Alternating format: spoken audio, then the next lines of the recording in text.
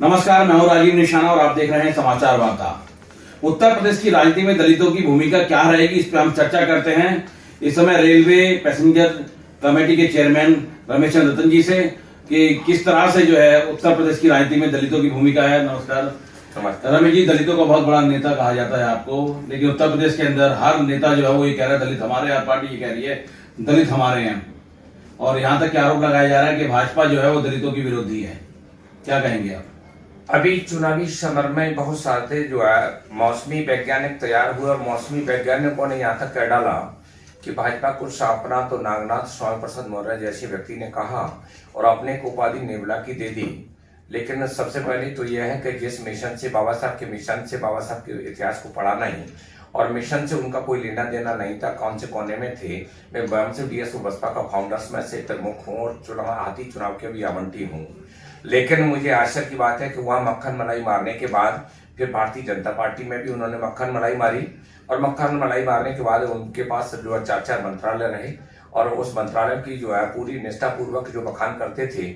आज वो अपने को नेवला कहते हैं, तो नेवला का कार्य तो है दूसरे के घरौंदों में झांकना और दूसरे के घरौंदों में से माल पानी खींचना और लेकर के अपने किनारे चले जाना। तो उनको स्वयं होश आना चाहिए कि भारतीय जनता पार्टी एक राष्ट्रीय एकता की विचार भाईचारे की पार्टी है और बाबा साहब डॉक्टर अम्बेडकर को अगर किसी ने विश्व में एक सबसे बड़ा पार्लियामेंट में भी माननीय मोदी जी ने जाकर के नतमस्तक होकर के कहा कि आज बाबा साहब डॉक्टर अम्बेडकर की बदौलत में देश का प्रधानमंत्री बना हूं। भारत के इतिहास को लोगों ने मिटाने का कार्य किया, पंच तीर्थ स्थल बनाने का कार्य किसने किया? माननीय नरेंद्र मोदी जी ने किया, भारतीय जनता पार्टी की सरकार ने किया।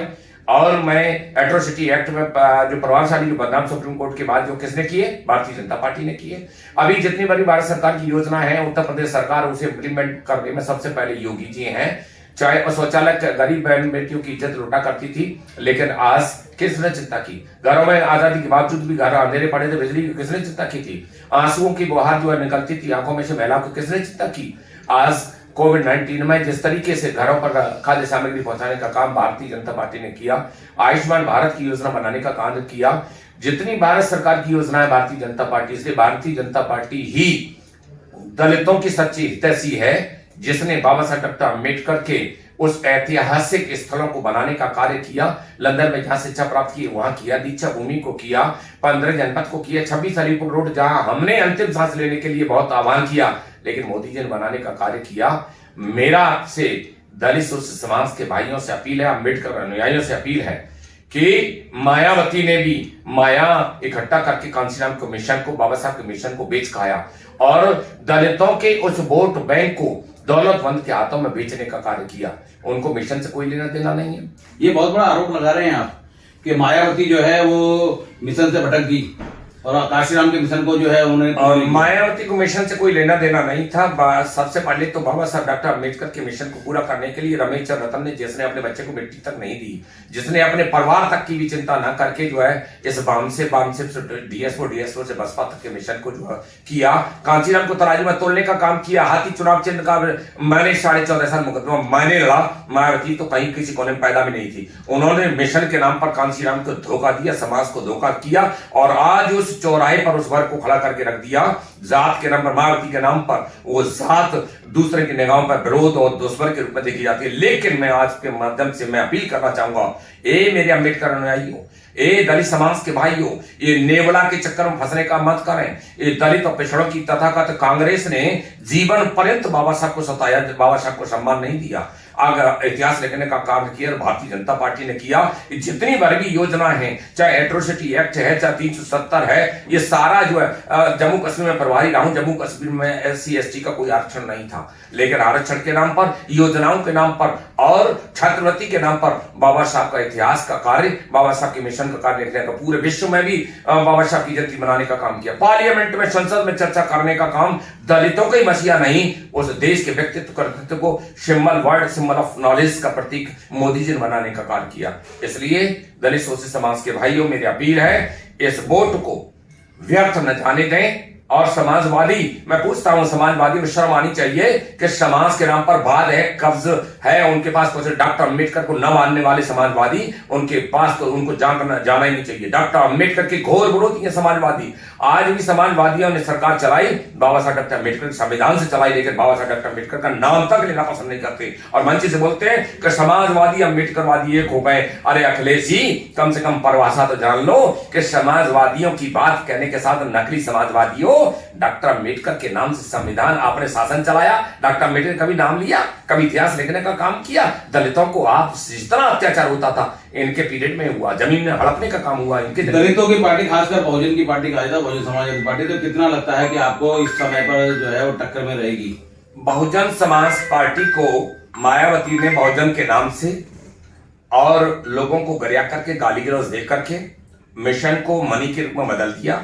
आज मायावती को न बहुजन समाज से कोई लेना देना है और मायावती को जिसकी फटी ने विवाही वो क्या जाने पीर पराई। मायावती को मिशन कैसे बना, उन्होंने तो अपने कुनबे को मजबूत किया और इतना अपार आज जो परिवारवाद से अलग हट करके एक कांशीराम जिसने अपने माँ बाप को छोड़ करके, धन दौलत को छोड़कर, नौकरी को छोड़ करके एक मिशन पैदा किया, उसको बेच के खाने का काम किया।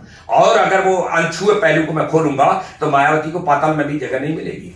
आने वाले टाइम में क्या कहा जाएगा कि आपको क्या लग रहा है कि कितने % जो दलित है वो मैं अपील करना चाहूंगा दलित शोषित समाज के भाइयों, भारतीय जनता पार्टी समरसता की पार्टी है।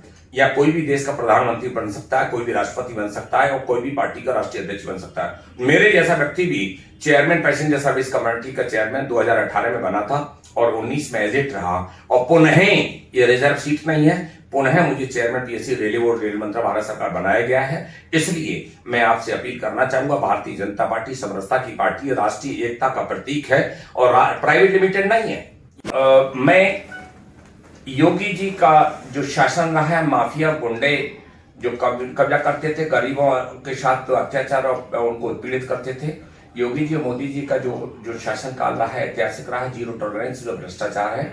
इसलिए योगी जी निश्चित ही आएंगे और मैं दलित शोषित और पिछड़े भाइयों से अपील हूं, इन नेवला रूपी जो है से बचना है, जो दूसरों के घरौंदों में से जो माल खींच करके ले जाते रहे, उनका माल खींचने के कार्य रहा है। नेवला का काम ही है बने हुए घरौंदों को उन्हें झांकना और उन्हें ताक झांक करके माल खींच के ले जाना। इसलिए इन घरौंदों को चिंता, इनको समाज का लेना देना नहीं है, इनको अपने निहित स्वार्थों की पूर्ति थी।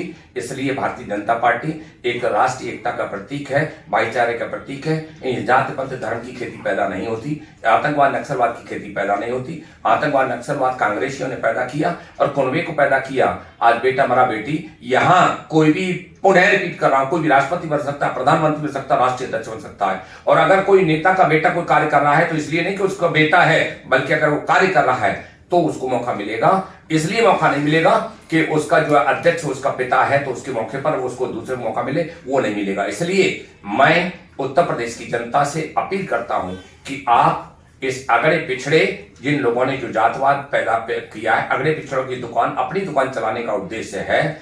योगी जी की सरकार जो किसी तरीके के गुंडा राज से रहित और ईमानदारी कर्मठता के साथ चुप, उनको अपना कुनबा नहीं चलाना। इसलिए मेरे भाइयों, उनको सैफाई नहीं बनाना, उनको जो है बनारस का कॉरिडोर का कष्ट है, लेकिन वहां का जो है करोड़ों रुपए सैफाई में जो है नाच गाने में लगाया और अपने परिवार को लगाने लगा है। नौकरियों में भ्रष्टाचार था, ये भ्रष्टाचार, आतंकवाद जिस तरह का जो छाया हुआ था, गुंडा राज माफिया, आज योगी जी ने उसे मुस्तैदी के साथ धोया है। भारत सरकार की योजना को अगर कार्यान्वित करने का कार्य किया है तो उत्तर प्रदेश में किया है। चाहे सड़क की योजना हो, चाहे हॉस्पिटल की योजना हो, चाहे वो शौचालय हो, चाहे किसानों का योजना हो, चाहे रोजगार के तौर पर, योगी जी की सरकार योगी है।